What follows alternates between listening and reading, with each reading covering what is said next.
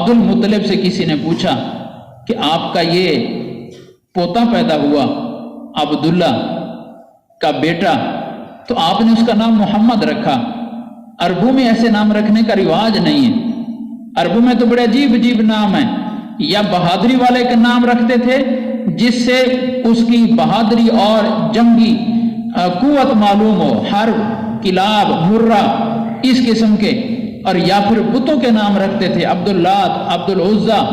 لیکن تو نے اپنے پوتے کا بڑا عجیب نام رکھا محمد، ایسا نام تو آج تک کسی عرب نے سنا بھی نہیں ہے۔ اس نام رکھنے کا تجھے خیال کیسے پیدا ہو گیا کہ تو اپنے پوتے کا نام محمد رکھے؟ اس نے کہا ابھی یہ میرا پوتا پیدا نہیں ہوا تھا تو میں نے ایک دن بڑا عجیب خواب دیکھا۔ میں نے دیکھا کہ میری پشت سے ایک زنجیر نکلی اور وہ زنجیر اتنی بڑھتی گئی کہ اس کا ایک سرا اوپر آسمان میں، دوسرا سرا زمین میں، پھر اس کا ایک سرا مشرق میں، دوسرا مغرب میں، ایک سرا شمال میں، ایک جنوب میں، پوری دنیا پر اس کے سرے پھیل گئے۔ اور کچھ دیر کے بعد پھر میں دیکھتا ہوں کہ وہ زنجیر ایک خوبصورت درخت بن جاتی ہے، اور وہ اتنا ہی بڑا درخت ہے جس کی جڑیں نیچے زمین میں ہیں، شاخیں آسمان پر ہیں، اور انتہائی خوبصورت پتے ہیں، اور ہر پتے پر عجیب نور ہے، عجیب نور ہے ہر پتے کے اوپر، اور ہر پتے کے ساتھ کتنے کتنے لوگ چمٹے ہوئے ہیں، اس کے ہر پتے کے ساتھ مخلوق ہے جو چمٹی ہوئی ہے۔ یہ کیا تھے مخلوق؟ قیامت تک آنے والے مسلمان تھے۔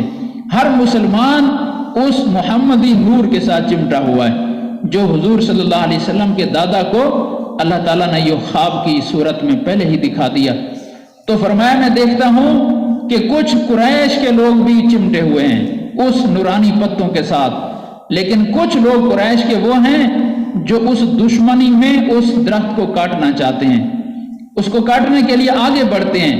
جب آگے بڑھتے ہیں تو ایک خوبصورت نوجوان ظاہر ہوتا ہے اور وہ ان کو پیچھے دھکیل دیتا ہے، ان کو ہٹا دیتا ہے، قریب نہیں آنے دیتا اس درخت کی، اور حفاظت کرتا ہے۔ یہ میں نے خواب دیکھا، بڑا عجیب خواب ہے۔ تو میں نے پھر تعبیر کرنے والوں سے اس کی تعبیر پوچھی کہ یہ کیا خواب تھا اور میں نے کیا دیکھایا کہ میری پشت سے یہ زنجیر نکلی اور پھر درخت بنی۔ تو مجھے بتایا گیا کہ آپ کی پشت سے اللہ ایک بیٹا پیدا کرے گا، ایک فرد پیدا کرے گا، اور وہ اتنا عظیم الشان ہوگا کہ ساری دنیا اس کی تعریف کرنے والی ہوگی، اس کے ساتھ چمٹی ہوئی ہوگی۔ تو اس خواب کی وجہ سے پھر میرے دل میں یہ خیال آیا کہ میں اپنے اس پیدا ہونے والے پوتے کا نام محمد رکھوں، محمد رکھوں۔ چنانچہ والدہ نے بھی کچھ اس طرح سے خواب دیکھے، محمد بھی رکھا، احمد بھی رکھا گیا، حضور صلی اللہ علیہ وسلم کا نام۔ تو یہ کیا ہو رہا ہے؟ اللہ تعالیٰ حضور صلی اللہ علیہ وسلم کا مقام اور مرتبہ خود دکھا رہے ہیں اور حضور صلی اللہ علیہ وسلم کا نام خود رکھوا رہے ہیں۔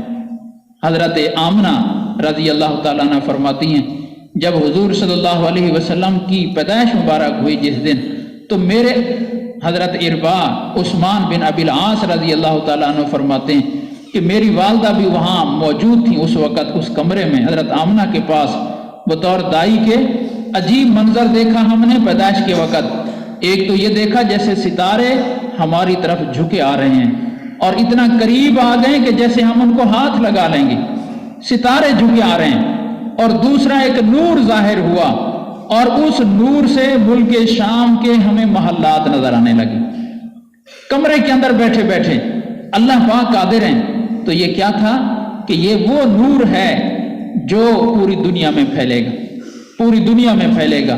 اور اس وقت کی دو بڑی سپر طاقتیں تھیں، ایک ملک شام، وہاں کے بادشاہ کو قیصر کہتے تھے، اور ایک ملک ایران، اس کے بادشاہ کو کسریٰ کہتے تھے۔ دو سپر طاقتیں تھیں اور آپس میں جنگیں بھی ہو رہی تھی۔ تو حضرت آمنہ کو ملک شام کے محلات دکھائے گئے، اشارہ تھا کہ یہ اس کا نور اس ملک میں پھیلے گا اور یہ علاقہ اس نور سے منور ہوگا، زیر نگین ہوگا اس پیدا ہونے والے بچے کے۔ اور دوسری